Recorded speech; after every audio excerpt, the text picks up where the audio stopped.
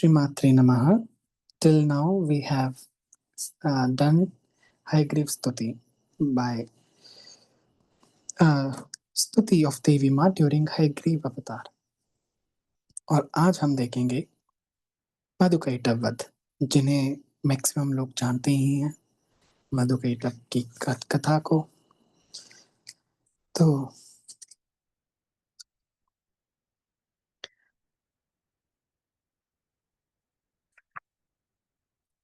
बहुत ही सुंदर बात कहते हैं ऋषिगण सूत जी महाराज से, हे सौम्य, आपने मधुकैटभ के साथ भगवान विष्णु के द्वारा महासिंधु में संग्राम का वर्णन किया। महावीर्य संपन्न, किसी से भी पराभूत न होने वाले तथा देवताओं से भी अपराजय वे दोनों दानव उस एकार्णव जल में किस प्रकार प्रादुर्भूत हुए, किस प्रकार जो है वो उस महासागर में उत्पन्न हुए। वे असुर क्यों उत्पन्न हुए, भगवान के द्वारा उनका वध कैसे किया गया, हे महामते, आप इस पूरी कथा को हमें बताएं। वो सूत जी महाराज से पूछते हैं। अब देखिए, सूत ऋषिगण बहुत सुंदर बात कहते हैं यहाँ पर, और हमें ये सब जाननी ही चाहिए ये बात, इससे पहले कि हम मधुकैटभ का वध देखें। क्या कहते हैं, हम लोग कथा सुनने के इच्छुक हैं और हमारा सौभाग्य है देव योग से आप सूत जी महाराज यहाँ पर आए हैं और हम कथा को सुन पाएंगे। कहते हैं, मूर्खों के साथ स्थापित किया गया संपर्क विष से भी अधिक अनिष्टकर होता है, और इसके विपरीत विद्वानों का संपर्क पीयूष यानी अमृत रस के तुल्य माना गया है। तो जो लोग ऑलरेडी किसी धारणा को धारण करके बैठे हैं, एक चीज को पकड़ के बैठे हैं, और वो समझते हैं कि उनका पॉइंट ऑफ व्यू ही सही है, आप उन्हें समझा ही नहीं सकते। आप मूर्खों का संग कर रहे हैं, और मूर्खों का संग कहा गया है विष के समान। ठीक, पशु भी जीवन यापन करते हैं, पशु भी अपनी जिंदगी जीते हैं, वे भी भोजन करते हैं, मलमूत्र का त्याग करते हैं, जनेंद्रिय विषयासक्त होकर इंद्रिय जन्य सुख की अनुभूति करते हैं, किंतु उनमें अच्छे बुरे का लेश मात्र भी ज्ञान नहीं है। They don't know the difference between the right और रॉन्ग, तथा वे मोक्ष की प्राप्ति कराने वाले विवेक से भी रहित होते हैं। They don't have the knowledge to get liberated. अतएव उत्तम बातों को सुनने में जो लोग श्रद्धा भाव नहीं रखते, the one who doesn't aspire to listen to great things, to good things, उन्हें पशु तुल्य ही समझना चाहिए। They are equal to animals. मृग आदि बहुत से पशु श्रवण का सुख का अनुभव करते हैं।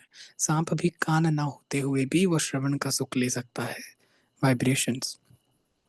पांचों ज्ञानेंद्रियों में श्रवण इंद्री और दर्शन इंद्री दोनों शुभ होती हैं। Your ears and your eyes are very auspicious, क्योंकि वस्तुओं से सुनने से वस्तुओं का ज्ञान होता है और देखने से मनोरंजन होता है। By listening to the words you know the thing, by seeing it you enjoy the pleasure. हे महाभाग, विद्वानों के द्वारा निर्धारित किया गया है, श्रवण भी 3 प्रकार का है, यानी सुनना भी 3 प्रकार का है, सात्विक, रजस, तमस। सात्विक सुनना क्या है? वेद शास्त्र आदि का श्रवण सात्विक कहा गया है। साहित्य, लिटरेचर को सुनना राजसिक, और युद्ध संबंधी बातों को सुनना, to listen about war, is तामसिक। Now we are going to subcategorize them. सुनना जो है, वेदों को सुनने में भी 3 प्रकार है, यानी आध्यात्मिक बातों को सुनने के भी 3 प्रकार है, सात्विक, राजसिक, तामसिक। सात्विक वो जिस ज्ञान को आप सुन रहे हैं उस ज्ञान में मुक्ति के लिए बताया गया है। ठीक, और दूसरा जो मध्यम कोटि का है वो है स्वर्ग को देने वाला ज्ञान, जिस ज्ञान से आपको स्वर्ग की प्राप्ति हो। और तीसरा है अधम कोटि का, वो है जिसमें भोगों को प्राप्त करने की इच्छा से आप सुन रहे हैं। एक साधना है देवी माँ की, उसमें धर्म भी है, अर्थ भी है, काम भी है, मोक्ष भी है, लेकिन जो साधक मुक्ति की प्राप्ति कर रहा है वो श्रेष्ठ है सुनना। जो केवल पुण्य प्राप्त करके स्वर्ग को पाना चाहता है, वो मध्यम कोटि का सुनना बताया गया है। सात्विक में सुनना मध्यम कोटि का, और अधम बताया गया है आप इसलिए सुन रहे हैं कि आप अ, सिद्धियों को प्राप्त करें, आप बेनिफिट्स को प्राप्त करें रहते हुए केवल। और साहित्य जो लिटरेचर है वो भी 3 प्रकार का है, उत्तम, मध्यम, अधम। उत्तम वो है जिसमें रिलेशनशिप जो है अच्छे हैं, means one person is loyal to his और हर पार्टनर। मध्यम कोटि का है जिसमें देयर इज डिस्कशन ऑफ वैश्य, राइट। एंड अधम कोटि is one where person is indulged in extra marital affairs, that is अधम कोटि का लिटरेचर। और तीसरा है युद्ध। अब युद्ध भी 3 प्रकार का बताया गया है सुनने के लिए, उत्तम, मध्यम, अधम। उत्तम कौन सा है? उत्तम है कि पापी पुरुष दुष्ट आत्मा का संहार के लिए करने के लिए जो युद्ध किया जाता है वो है उत्तम, उसको सुनना उत्तम है। उसके बाद है द्वेष के कारण, जैसे पांडव और कौरवों के बीच में जो द्वेष उत्पन्न हुआ, मिसअंडरस्टैंडिंग्स हुई एक पक्ष से दूसरे पक्ष में, वो है मध्यम कोटि। अधम कोटि का है बिना किसी बात के युद्ध का हो जाना, यानी अकारण विवाद और कलह से, कलह यानी विदाउट एनी सॉलिड रीजंस और युद्ध किए जा रहे हैं, तो वो अधम कोटि का बताया गया है। हे महामते, इनमें पुराणों के श्रवण की ही प्रधानता मानी गई है, क्योंकि पुराणों के श्रवण से बुद्धि का विकास होता है, which means your intellect gets developed।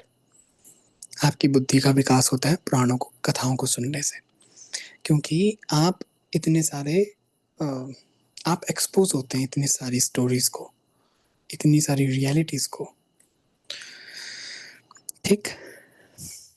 और इससे साधक को पुण्य प्राप्त होता है, समस्त पाप नष्ट होते हैं। तो इसलिए मैं जितनी कहानियां मुझे पता है कृष्ण द्वैपायन व्यास जी से, वो मैं आपको बताऊंगा। सूत जी कह रहे हैं ऋषियों को। तो सूत जी कहते हैं कि अब आप उस कथा का श्रवण करें कि पूर्व काल में प्रलय अवस्था में जब सब भूमि जल में समा गई, विष्णु भगवान शेष शैया पर हैं। उस समय उनके मल के द्वारा, कान के जो मैल है उससे 2 दैत्य उत्पन्न हुए, मधु और कैटभ। मधु और कैटभ खूब बलशाली, तो वो विचरण करने लगे कि हर जगह पानी ही पानी है, और उनके मन में बहुत सुंदर विचार आता है। उनके मन में विचार आता है कि सभी जो हैं किसी ना किसी के अंडर रहते हैं, किसी ना किसी के अधीन होते हैं, बिना किसी आधार के आधेय की सत्ता नहीं है। अतः आधार आधेय का भाव हमारे मन में बार बार आता रहता है। अति विस्तार वाला तथा सुखद यह जल किसी न किसी आधार पर टिका हुआ है। जो ये पानी है, महासागर है, वो कहीं ना कहीं तो टिका हुआ है। मधु कैटअप सोच रहे हैं ये, जस्ट इमेजिन, दे आर असुर but they are philosophers, they are thinking, ठीक है। हम दोनों कैसे पैदा हुए, किसने हमें उत्पन्न किया, हमारे माता पिता कौन है, इस बात का ज्ञान हमें कैसे हो, बस ये चिंतन करते रहे Madhu Kaitabh. Continuously they were hearing this thing. उसी कि हम दोनों इस जल में स्थित रहने का कारण कोई अचल महाबली शक्ति है, ऐसा मैं मानता हूँ। ये कैटअप बोल रहा है मधु को कि भैया कोई ना कोई शक्ति है जो हम दोनों का कारण है। There is some energy behind us. उसी समुद्र का जल संपूर्ण उसी से समुद्र का संपूर्ण जल व्याप्त है, और उसी की शक्ति के आधार पर ये जल टिका हुआ है। इस प्रकार विविध चिंतन करते हुए दानव सचेत हुए। सचेत मीन्स जब वो कॉन्शियस हुए, चेतना में आए। They are thinking, and when you are looking for answers, you get your answers. Universe will give you answers.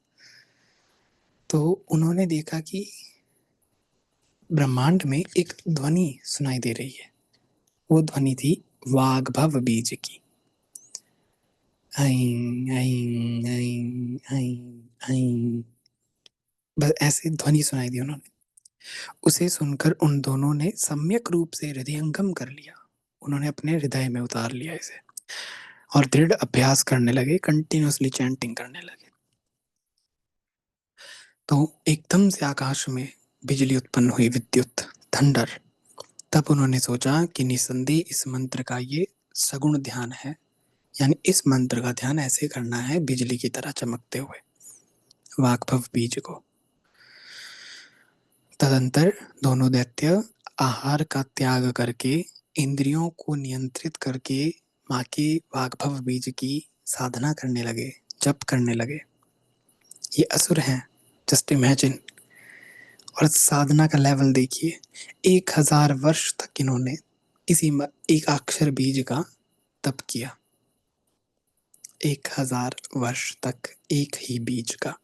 100 साल में उन्होंने ये नहीं कहा कि नहीं, इस मंत्र से कुछ नहीं हो रहा है। उन्हें पता था होना है तो इसी से हो जाएगा, और हुआ भी। घोर तपस्या के लिए अपने निश्चय पर दृढ़ रहने वाले दोनों दैत्य अत्यंत परिश्रांत हो गए, और ऐसा देखकर उन पर कृपा के निमित्त आकाशवाणी हुई। आकाशवाणी होती है, हे दैत्यों, तुम दोनों की कठोर तपस्या से मैं प्रसन्न हुई, अतएव तुम दोनों अपना मनोवांछित वरदान मांगो, मैं अवश्य ही तुमको दूंगी। तदंतर आकाशवाणी को सुनकर दानवों ने कहा, हे देवी, हमारी मृत्यु हमारी इच्छा के अनुसार हो, हे सुव्रते, हमें आप यही वरदान दीजिए। तथास्तु, देवी ने कहा, जाओ तुम अपनी इच्छा से मरो। Just imagine the Sadhana they did. अब वो जाते हैं ब्रह्मा जी को देखने। उसी सागर में ब्रह्मा जी मिल जाते हैं। वो कहते हैं, अति शीघ्र उस आसन को छोड़ दीजिए, क्योंकि इस शुभ आसन पर बैठने का आपका अधिकार नहीं, आप दुर्बल हैं। ब्रह्मा जी वॉज थिंकिंग कि मैं इन असुरों को जानता नहीं हूँ, मुझे इनकी शक्ति का ज्ञान नहीं है, मैं भिड़ने थोड़ी चला जाऊंगा, इनके वास्तविक बल का मुझे कोई ज्ञान नहीं है। नीति के अनुसार जिसके बल की जानकारी ना हो उसके साथ युद्ध कदापि नहीं करना चाहिए। First know your enemies, only then you fight with them. I guess India को भी ये सीखना चाहिए, और सभी कंट्रीज को सीखना चाहिए, क्यों? Isn't it so? तो अब जो है, इस समय उचित यही होगा कि मैं शेष नाग पर सोए हुए चतुर्भुज एवं पराक्रमी भगवान विष्णु को जगाऊं। वे मेरी विपत्ति को अवश्य ही दूर करेंगे, अवश्य ही भगवान विष्णु दूर करेंगे।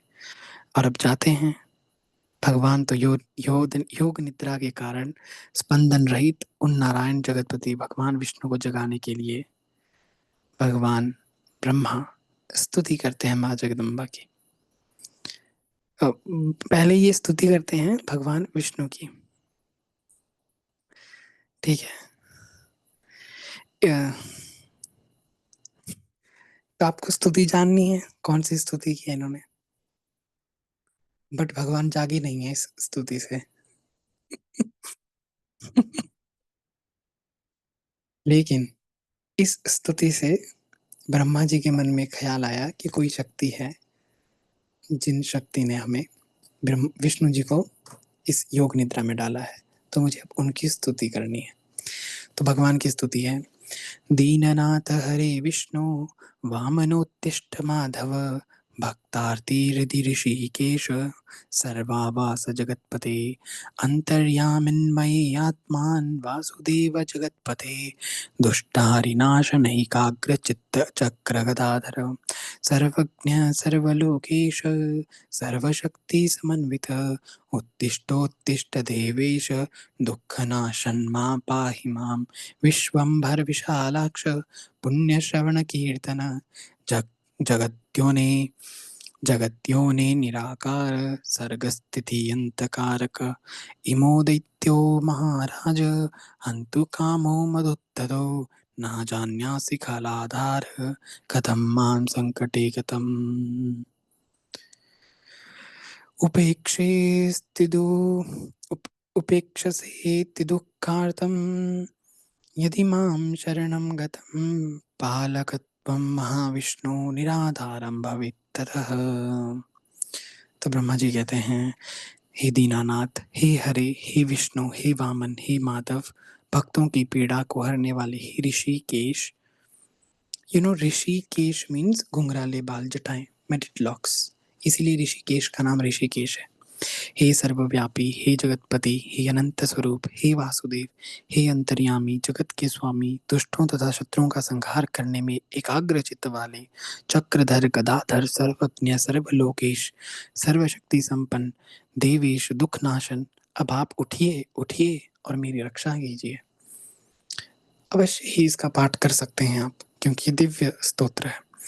विश्वंभर विशालाक्ष पुण्य श्रवण कीर्तन, जगत सृष्टा निराकार, सृष्टि का पालन संहार करके और करने वाले महाराज, दोनों मदोन्मत्त दानव मेरा वध करना चाहते हैं। हे सर्वाधार, मैं इस समय संकटग्रस्त हूँ, क्या आप यह नहीं जानते?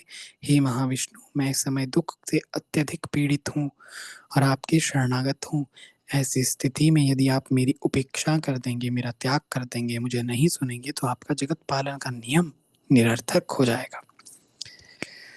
लेकिन इस प्रकार स्तुति करने पर भी जब योग निद्रा में लीन भगवान विष्णु नहीं जगे, तब ब्रह्मा की विचार करने लगी, भगवान विष्णु अवश्य ही शक्ति के अधीन होकर योग निद्रा के वश में हो गए हैं, जिससे ये धर्मात्मा नहीं जाग रहे हैं। अब दुख से पीड़ित मैं इस समय क्या करूं? इस प्रकार मन ही मन सोचने लगे, तो इस निष्कर्ष पर पहुंचे कि अब एकाग्रचित होकर उन भगवती योग निद्रा की मैं स्तुति करता हूँ। ठीक है। उन्होंने अपने मन में यह दृढ़ विचार रख लिया है कि महाशक्ति मेरी रक्षा करने में समर्थ हैं। जिन महाशक्ति ने विष्णु जी को योग निद्रा में डाला है, इस लोक में जैसे मृत प्राणी को शब्द आदि गुणों का आभास नहीं होता, जो डेड है, जो मर चुका है, उसी प्रकार निद्रा के कारण अपने नेत्र मुंदे हुए भगवान विष्णु कुछ भी जान नहीं सकते। मेरे द्वारा इतनी स्तुति करने पर भी विष्णु निद्रा का त्याग नहीं कर रहे हैं, तो इसलिए मैं मानता हूँ निद्रा इनके अधीन नहीं, अपितु भगवान विष्णु इस समय निद्रा के अधीन हैं। जो प्राणी किसी के वश में होता है, वह निश्चय ही उसका दास बन जाता है। मीन्स वो किसी और की सुन ही नहीं सकता, जिसके कंट्रोल में है केवल उसी की सुनेगा। अतः योग निद्रा ही लक्ष्मीपति विष्णु की स्वामिनी हो गई है। She is the one who is ruling over Vishnu right now. जिस शक्ति के द्वारा सिंधु पुत्री लक्ष्मी के वश में रहने वाले भगवान विष्णु वशीभूत हो गए, उन्हीं भगवती निश्चित रूप से इस जगत में अपने अधीन कर रखा है। मैं, विष्णु, शंकर, सावित्री, लक्ष्मी, पार्वती, हम सभी उन्हीं के अधीन हैं। पराशक्ति जगदम्बा के अधीन है, इसमें कुछ भी संशय नहीं। भगवान विष्णु भी जिस शक्ति के वशीभूत होकर विवश हुए हैं, उसी प्रकार वे सो रहे हैं। जिस प्रकार एक सामान्य प्राणी सोता है, तब अन्य महापुरुषों के विषय में क्या कहा जाए? What are we going to say about other people? ठीक है।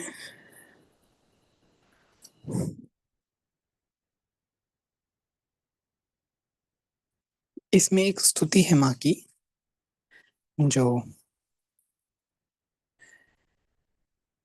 बहुत ही सुंदर स्तुति है। हम उस स्तुति को पढ़ेंगे, लेकिन जो हम साधना आपको देंगे, वो हम इस स्तुति की नहीं देंगे, वो हम आपको देंगे देवी महात्म्य से। That's Ratri Suktam. How many of you have read it? किस किसने पढ़ा है रात्रि सुक्तम को? राइट, नहीं पढ़ा है? होगा, ठीक है। तो चेतना को जगाने का जो कार्य है, वो भगवान विष्णु का है। ठीक है। तो विष्णु भगवान योग निद्रा के अधीन है, और योग निद्रा माँ जगदम्बा है, और ब्रह्मा जी उनकी स्तुति करते हैं। तो आज मैं आपको यहीं पे छोड़ूंगा, और कल हम देखेंगे वध को, इनके वध को, क्योंकि मुझे आपको रात्रि सूक्त का मीनिंग भी देना है और प्रोनाउंसिएशन भी देना है। और कल हम वो स्तुति देखेंगे जो ब्रह्मा जी ने देवी भागवतम में की है। वो हम अभी देख लेते हैं, उसके बाद मैं आपको देता हूँ, ठीक है। और जब भगवान विष्णु जाग जाएंगे, युद्ध करने के लिए जाएंगे, किस प्रकार वध करेंगे वो हम कल देखेंगे, ठीक। तो ब्रह्मा जी कहते हैं, बहुत सुंदर स्तुति है। हे देवी, इस जगत का कारण आप ही हैं, वेद वाक्यों से मुझे ऐसा ज्ञात हुआ है। हे अम्बे, आपकी ही शक्ति से संपूर्ण विश्व को ज्ञान देने वाले पुरुषोत्तम भगवान विष्णु भी इस समय योग निद्रा के वश में हो गए हैं। हे माता, समग्र लोक को मोहित कर देने वाली आपकी लीला को कौन जान सकता है। आपकी इस लीला में मैं तो मूढ़ हूँ और मूढ़ हो चुका हूँ, और ये विष्णु भी परवश होकर सो रहे हैं। हे समस्त प्राणियों के मन में निवास करने वाली भगवती, करोड़ों देवताओं में भी ऐसी कौन विज्ञ है जो ऐसी आप निर्गुणा का रहस्य जान सके। सांख्य शास्त्र के विद्वान पुरुष और प्रकृति से जगत की उत्पत्ति मानते हैं, इनमें भी अचेतन प्रकृति को ही जगत को उत्पन्न करने वाली बताते हैं। तो फिर क्या आप वैसे ही अचेतन हैं? किंतु यदि आप जड़ होती तो इन जगत आधार विष्णु को इस समय चेतना रहित कैसे कर देती माँ। हे महामाये, आप सगुण रूप धारण कर नानाविध लीलाएं करती हैं, अतः आपके रहस्यमय कार्यों का सम्यक ज्ञान करने में भला कौन सामर्थ्यवान है। कार्यों, हे भवानी, मुनिगण संध्या नाम से आपके गुणों को परिकल्पित करके तीनों समय प्रातः मध्याह्न संध्या में आपका ध्यान करते हैं। आप बुद्धि स्वरूपा होकर समस्त लोगों को ज्ञान देती हैं, लक्ष्मी रूप से सदैव देवताओं को सुख देती हैं, और संपूर्ण प्राणियों में कीर्ति, मति, धृति, कांति, श्रद्धा एवं रति रूप से आप विद्यमान रहती हैं। प्रगाढ़ निद्रा के वशीभूत विष्णु को देखकर विषम दुख की स्थिति प्राप्त हुए मुझको यह प्रमाण मिल गया है कि आप निसंदेह संपूर्ण जगत की जननी हैं।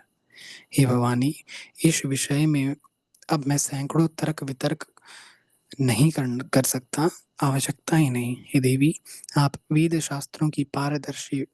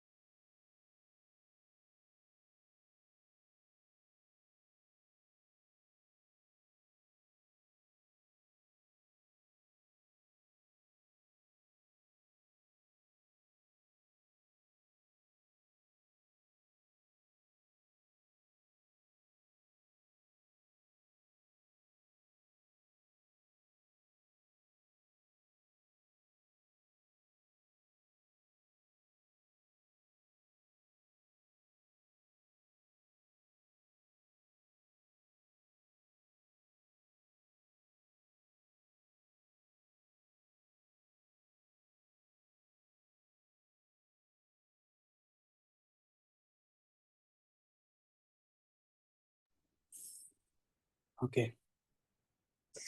तो आगे कहते हैं, संसार में ऐसा कौन बुद्धिमान प्राणी है जो आपके संपूर्ण चरित्र को जानने में समर्थ हो। स्वयं मैं, ब्रह्मा, विष्णु, शंकर, देवगण, अन्य मुनि वृंद तथा मेरे तत्वज्ञ पुत्र लोग भी आपको नहीं जान सकते। संपूर्ण लोक में आपकी महिमा का वर्णन कोई नहीं कर सकता है जगदम्बिके। आप ही यज्ञों वैदिक विद्वानों के हवन कार्य के समय आपके स्वाहा नाम का उच्चारण ना करे यदि, तथा तो देवगण अपना यज्ञ भाग भी प्राप्त नहीं कर सकते, अर्थात शीज स्वाहा। तो इट्स अ लॉन्ग स्तुति, वेरी लॉन्ग। ओके। तो इस प्रकार ब्रह्मा जी देवी माँ के संपूर्ण उसको बताते हैं, और आगे चलकर इस प्रकार ब्रह्मा जी द्वारा स्तुति किए जाने पर विष्णु के शरीर से निकलकर तामसी देवी, महाकाली हैं वो, उनके समीप खड़ी हो गई। तदंतर अतुलित तेज वाले विष्णु के समस्त अंगों को छोड़कर योग निद्रा उन दोनों का संहार करने के लिए बाहर निकल आई। तो जो स्तुति हम आपको देंगे, that's Tantrokta Ratri Suktam, which is beautiful स्तोत्रम, वेरी ब्यूटीफुल स्तोत्रम। और I have seen miracles with this stotram happening. I don't know if that person is here or not. I told them to recite this stotram. They were facing some issues in hostel, what we call sleep paralysis. It got cured. And someone was in coma. That person is getting back his consciousness. And Devi has blessed with this stotram. अगर आपको भय लगता है कि रात्रि में स्वप्न गंदे ना हो, रात्रि में जब मैं सो रहा हूँ तो मेरे जो शरीर है, सूक्ष्म शरीर है, कारण शरीर है, वो सुरक्षित रहे। निद्रा की अवस्था में भी कोई मेरे जप को चुरा ना ले, कोई भी मेरे को तंग ना करे, कोई भी आदि भौतिक, आदि दैविक, आध्यात्मिक ताप ना दे, कोई भी शक्ति मुझे कष्ट ना दे, तो इस स्तोत्रम का आप नित्य सोने से पहले पाठ कर सकते हैं। It's like a meditation before you sleep. और इसे दुर्गा सप्तशती में तंत्रोक्त रात्रि सूक्तम के नाम से जाना जाता है, जो भगवती योग निद्रा की स्तुति है, जो ब्रह्मा जी ने की है। Very popular stotram it is and very divine.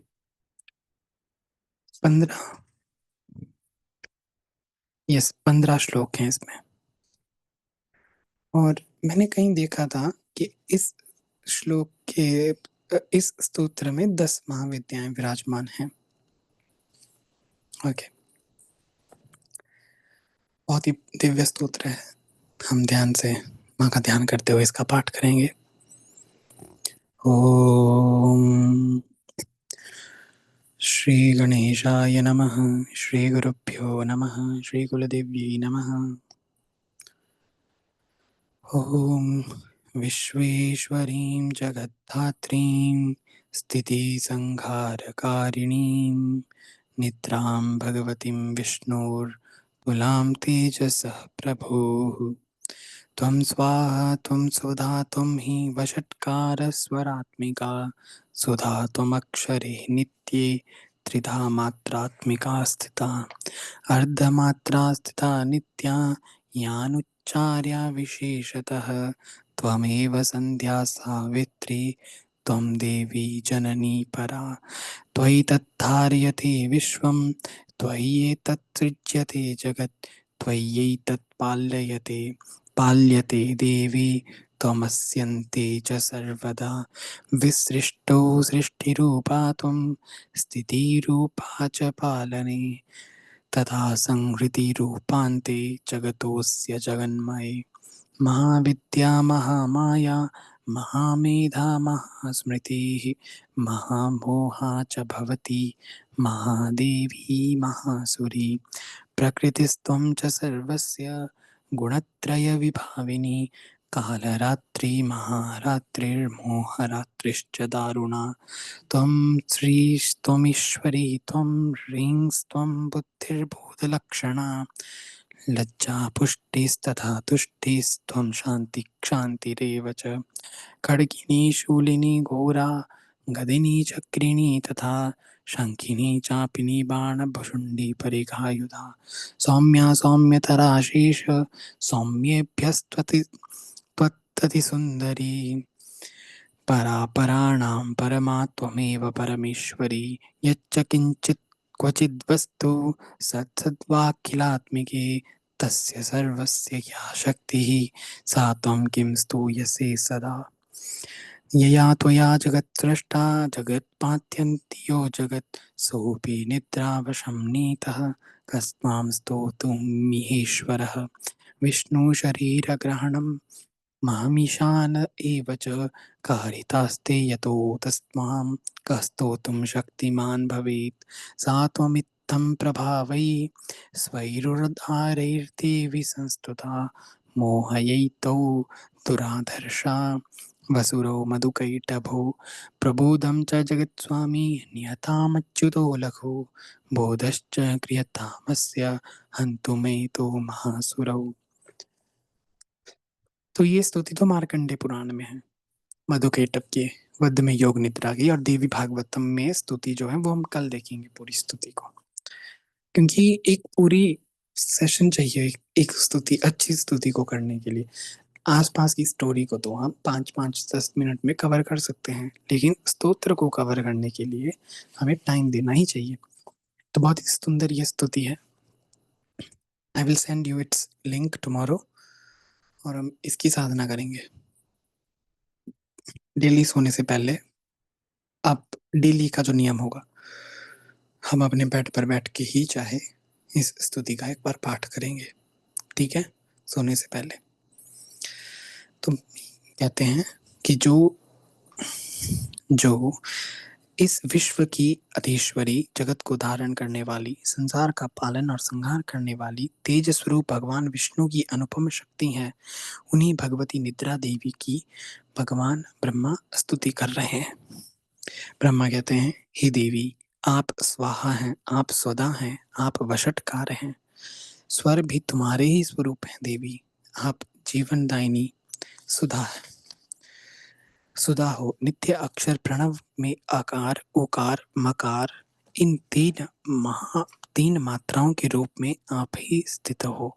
इन तीन मात्राओं के अतिरिक्त जो बिंदु रूप नित्य अर्ध मात्रा है, जिसका विशेष रूप से उच्चारण नहीं किया जाता, वह भी आप हैं देवी। आप संध्या, सावित्री और परम जननी हो। आप विश्व ब्रह्मांड को धारण करती हो। आप इस जगत की सृष्टि हो। आप पालन करती हो। आप ही कल्प के अंत में सबको अपना ग्रास बना लेती हो, निवाला। ठीक है।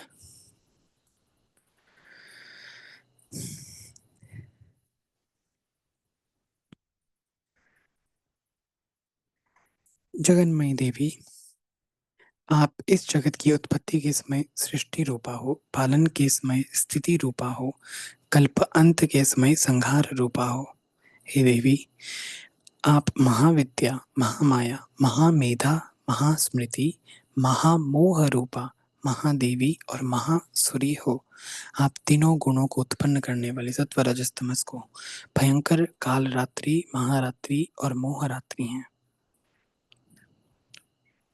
और दारुण रात्रि भी आप ही हैं। These are the 4 nights. Everyone has made it popular. And this is from this verse only. रात्रि सुक्तम से। एंड काल रात्रि आ रही है, जन्माष्टमी की जो रात्रि है, मोह रात्रि है। काल रात्रि दीपावली की है, महारात्रि महाशिवरात्रि है, और दारुण रात्रि होली की रात्रि है। और उससे मुझे ये ओके, ललिता सहस्त्र नाम वालों के साथ हम कर सकते हैं भाद्रपद के महीने में बटुक साधना, बटुक भैरव की। सब कर सकते हैं हमारे साथ, वो जो रहस्य नाम में है। I will share details. अच्छे से करेंगे, अष्टमी से अष्टमी यानी 15 दिन की लगभग। जन्माष्टमी से शुरू करेंगे, राधाष्टमी पे खत्म करेंगे, ठीक है। It will be good. Okay, but it will be for Lalita Sahasranama group, जो रहस्य नामम ग्रुप है 3। यस, वी डिड 1 डे साधना ऑन बटुक भैरव जयंती। अब हम 15 दिन की करने की सोच रहा हूँ मैं। आज शाम को ही मेरे को थॉट आया, ठीक है। हे देवी, आप श्री हैं, ईश्वरी हैं, री स्वरूपा हैं, रिंकार स्वरूपा हैं, बोध स्वरूपा हैं, बुद्धि हैं, लज्जा, पुष्टि, तुष्टि, शांति, क्षमा, और आप सब कुछ हैं। आप खड्गधारिणी, शूलधारिणी, घोर रूपा, गदा, चक्र, शंख, धनुष धारण करने वाली हो, बाण, भुशुंडी, परिघ, ये भी आपके अस्त्र हैं। आप सौम्य और सौम्यतर हो। इतना ही नहीं, जितने भी सौम्य और सुंदर पदार्थ हैं, उनकी अपेक्षा आप अत्यधिक सुंदर हो, और अपर, सबसे परे रहने वाली परमेश्वरी हो। सर्वस्वरूप ही देवी, कहीं भी सत असत जो कुछ भी वस्तुएं हैं, उन सब की जो शक्ति है वो आप हैं। ऐसी अवस्था में आपकी स्तुति क्या हो सकती है देवी? जो इस जगत की सृष्टि, पालन, संहार करते हैं, उन भगवान को भी जब तुमने निद्रा के अधीन कर दिया है, तब तुम्हारी स्तुति करने में कौन सामर्थ्य है, सामर्थ्यवान है? मुझको भगवान शंकर को तथा भगवान विष्णु को भी तुमने ही शरीर धारण कराया है, अतः तुम्हारी स्तुति करने की शक्ति किसमें है देवी। देवी आप तो अपने इन उदार प्रभावों से ही प्रशंसित हो, आप इन्हीं से खुश हो जाओ कि मैं आपकी ग्रेटनेस को बोले जा रहा हूँ। ये जो दोनों दुर्धर्ष असुर मधु और कैटअप हैं, इनको मोह में डाल दो और जगदीश्वर भगवान विष्णु को शीघ्र जगा दो। साथ ही इनके भीतर इन दोनों असुरों को मार डालने की बुद्धि उत्पन्न कर दो। So this is the Ratri Suktam. I will share the PDF or the link to the Stotram in the group. But for next, like you can make it a lifetime thing. Lifetime thing. This Stotram. Before sleeping, phone में खोला है. Just read it out with whole heart. Call upon Devi. Chant your Stotram and sleep. Even you can keep a glass of water, chant it और सुबह morning में उसको P लेना और take a glass of water, chant and drink it. Okay. So ये साधना हो गई आपको सोने से पहले की. How's it? It is fine for you all to do it, and we are thankful to Sage Markandeya, obviously Siddharth, forever grateful to him. And tomorrow we will see the Madhuketa Vat and the Stuti in Devi Bhagavatam. Okay. Just मुझे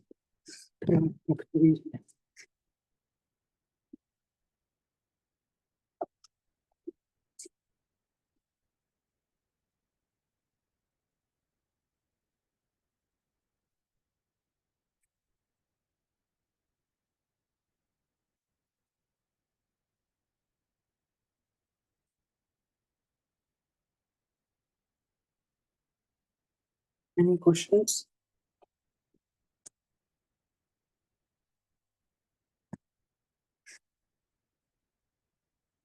Let's wait. अच्छा question आया. I will record. Otherwise, I will stop.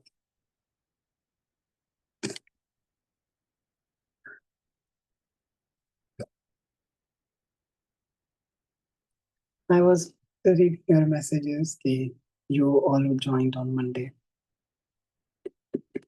That just shows not that how devoted you are, but how careless you are.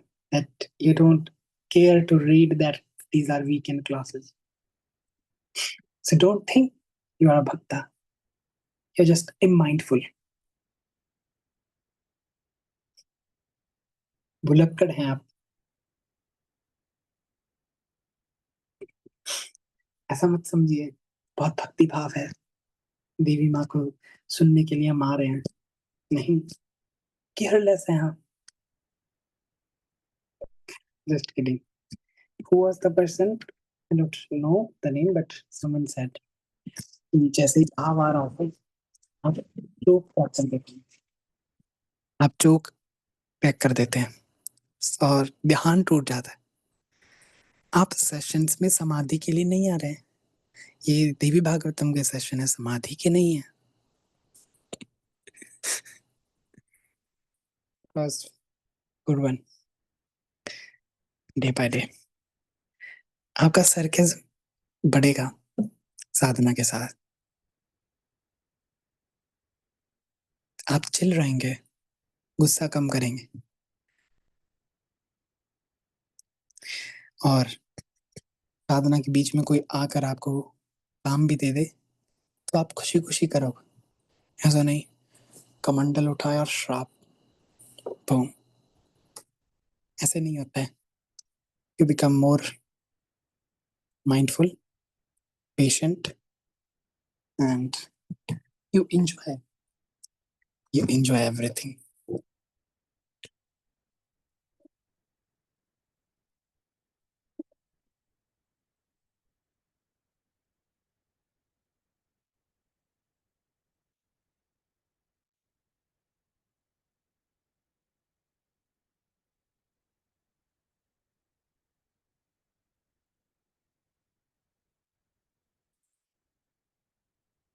कोई बात नहीं अंकित जी, महाप्रभु जी को जब दर्शन देने होंगे तब देंगे।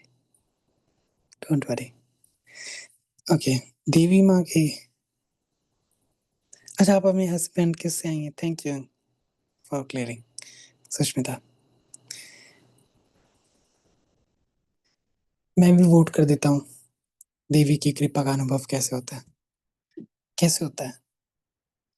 आप सांस ले रहे हैं ना,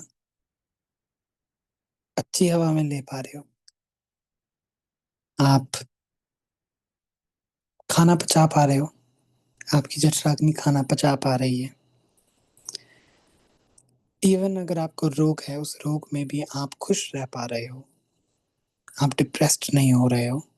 that is the grace of Devi. आपको लाख रीजंस होंगे टूट जाने के, लेकिन आप फिर भी इकट्ठे खड़े हैं अपने साथ, like you are holding yourself together. और चले जा रहे हो, चले जा रहे हो, चले जा रहे हो। वो कृपा है देवी की, क्योंकि आप कर ही नहीं सकते। आप कर ही नहीं सकते कुछ उनकी कृपा के बिना। आप बताओ, मैं बोल पाऊंगा कुछ अगर वो नहीं होगी?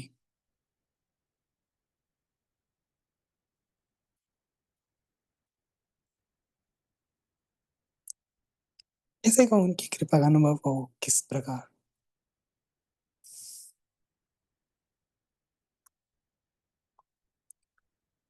अनुभव तो उसका किया जाता है जिससे आप अलग होते हैं। कोई चीज आ रही है कहीं से, वहां कहीं गई नहीं है। अनुभव क्या? आप अपने माता पिता को कैसे अनुभव करते हैं बताओ मुझे। जो आपके बायोलॉजिकल पेरेंट्स हैं, उनको अनुभव कैसे करते हो? वो हैं, आप उसी में खुश हैं। वैसे ही माँ है, और मैं उसी में प्रसन्न हूँ। वो है, बस वो है। आप आपके दोस्त हैं, आप उनके साथ जो मित्रता है उसे कैसे अनुभव करते हो?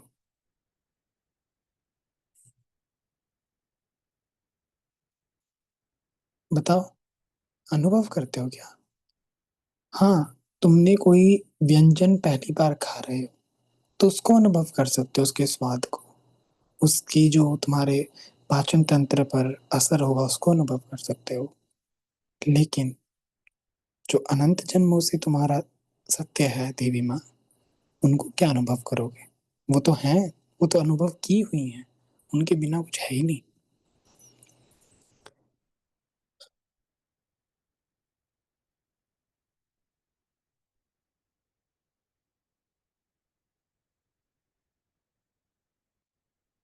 कृपा तो हर पल बरसाई सुरभि जी। उनकी कृपा का निरंतर। I will stop the recording. Okay. श्रीमात्रे नमः। I am stopping the recording.